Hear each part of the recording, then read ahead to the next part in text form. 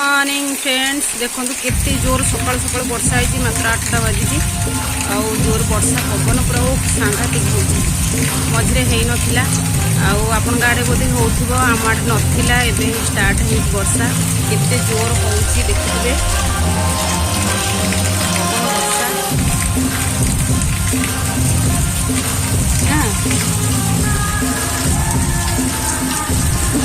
बाबाटा आज स्कूल छुट्टी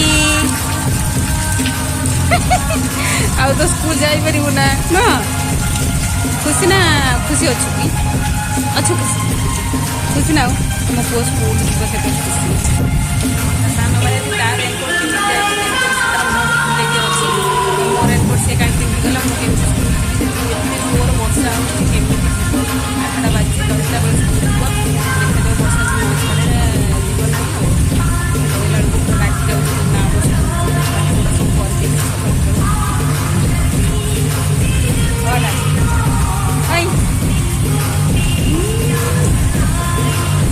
केते वर्षा होते पवन वर्षा केते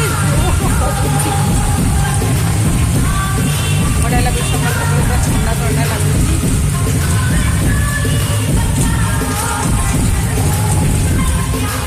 खेल पड़े केते जोर वर्षा हो देखिलु छेची दे जाऊँ बस्ता गाँ दांडर पानी पूरा एते खेल पड़े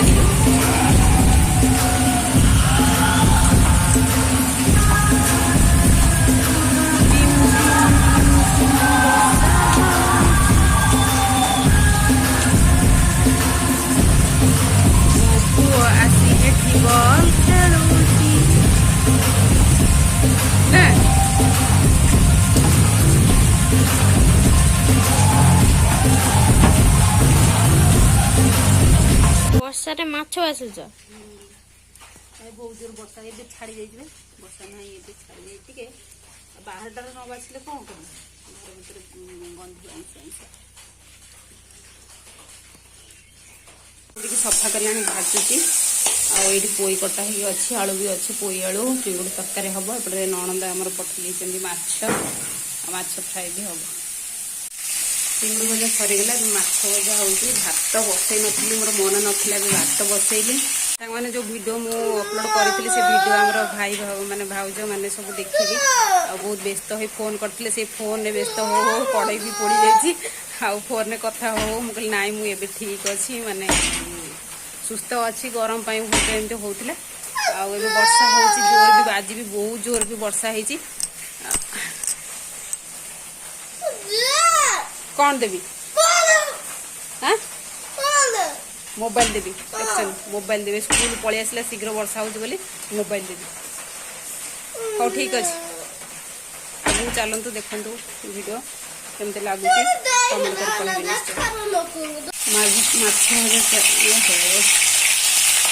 माछ भजा चलती किसी कथा मैंने मन पड़ा जे कि वर्षा समय वर्षा टिके हो चूल्हे रोषे हो जो मो बो रोसे करे चिंगुड़ी भाजे कि माछ भाजु थाए से नहीं खाइबा को बहुत इच्छा होता आउ शाशु घरे कौन ना रोसे सार समस्त को खाइबा को दे सार जदि पछरे बचब तो खाइब नहेले सेमती आंगुली चाटिदेव सरला से कथा ना बाप घर कथा सब ही मन पड़े प्राय रोसे कला बेले खास बो कथा जिते भी माछ भाजु चिंगुड़ी भाजु सब नहीं आम खाइबार आम गोटे अभ्यस्ता है जमी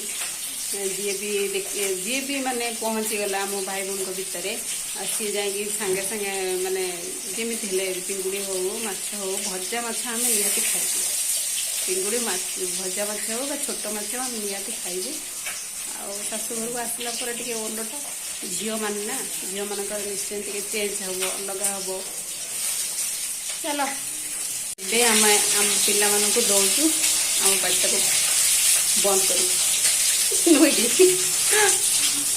सरीगला चिंगुड़ी भजा भी सरी जाइए अब कौन कर चिंता कर आपको कर आगे ना आपको कर कह तोते आगे करी ना ताको आगे करी कौन करी चिंगुड़ी के आगे करदे पोई चिंगुड़ी आसीगला ए रोसे करेंगे तेल पकईदेली फुटण पकईदेली मसला पकईदेली आ हलदी लंका गुंड पकईदेली କଷା ହେଉଛି।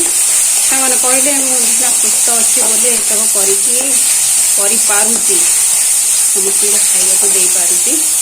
ଆଉ ଯଦି ଅସୁସ୍ଥ ଥାନ୍ତେ ତ କରିପାରିଥାନ୍ତି ନା, କହିଲେ ଯାହା ହଉ ଭଗବାନଙ୍କ ଦୟାରୁ ମୁଁ ସୁସ୍ଥ ଅଛି।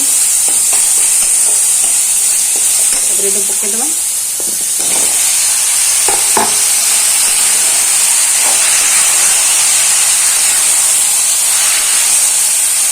ପୋଇରୁ ପାଣି ଛାଡ଼ିବା ପର୍ଯ୍ୟନ୍ତ କଷି ନେଲି। ତାପରେ ଚିଙ୍ଗୁଡ଼ି ପକେଇଦେଲି, ପାଣି ଦେଇଦେଲି, ଆଉ ଲୁଣ ବି ପକେଇଦେଲି। ଏବେ ଟିକେ ଘୋଡ଼େଇ ଦେବା ତରକାରୀ ହେଲା ପର୍ଯ୍ୟନ୍ତ। ମୋ ମାମା କଣ କରିଛି ଦେଖିବା। କଣ ଅଛ ଏଟା କଣ? ଓହୋ ଚିଙ୍ଗୁଡ଼ି ଝୁଳି। ଖାଇବୁ ନା କି ଚିଙ୍ଗୁଡ଼ି ଝୁଳି?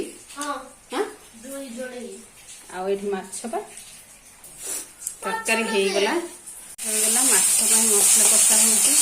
ଟମାଟୋର ରେଟ୍ ଆପଣମାନେ ଜାଣିଥିବେ, କ'ଣ କହିବି ଆଉ। ଏବେ ତ ପରିବା ଉପରେ ରେଟ୍ ମାନେ ଆକାଶ ଛୁଆଁ, କ'ଣ କରିବା।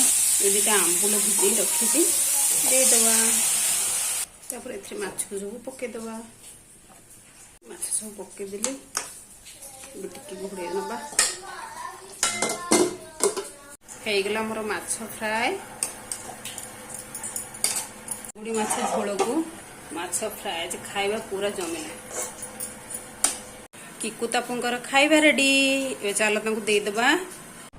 ଦେଖନ୍ତୁ ଖାଇବା ସାଙ୍ଗେ ସାଙ୍ଗେ ହେଇ ପାଣି ବୋଟଲ ଥୁଆ ହେଇଛି। ପାଣି ବୋଟଲ ଡେରା ହେଇଛି ଇଏ କ'ଣ ମୋବାଇଲ। କ'ଣ ଦେଖୁଛ ଷ୍ଟୋରି? ହଉ କ'ଣ ହେଲା? ଗରମ ଅଛି ବା, ମୁଁ ସାଙ୍ଗେ ସାଙ୍ଗେ ଏବେ ଆଣିଲି। ଟିକେ ଡେରି ହେଇଗଲା ଆଜି ରୋଷେଇ।